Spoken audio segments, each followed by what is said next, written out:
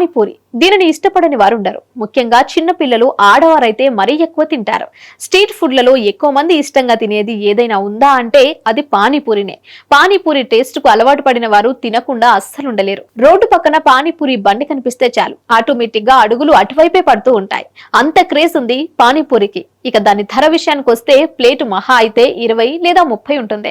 కొన్ని కాస్ట్లీ హోటళ్లలో అయితే ఇంకాస్త ఎక్కువ ఉండొచ్చు. కానీ ఇక్కడ ప్లేట్ పానీపూరి మాత్రం మహా కాస్ట్లీ గురు.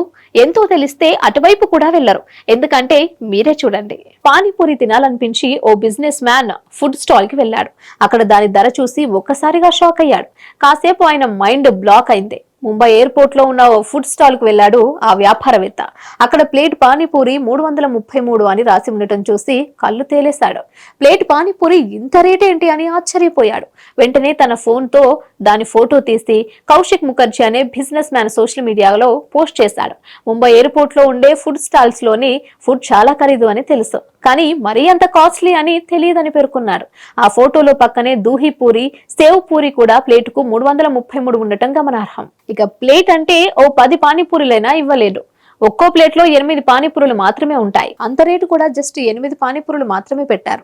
ఇక ఈ పోస్ట్ నెట్టింట వైరల్ గా మారడంతో నెటిజన్లు రకరకాల కామెంట్లు చేస్తున్నారు. ఎయిర్పోర్ట్ లో అయితే మాత్రం మరి ఇంత రేట్లా అంటూ మండిపడుతున్నారు. పట్టపగలే నిలువు దోపిడీ చేస్తున్నారంటూ కామెంట్స్ చేస్తున్నారు.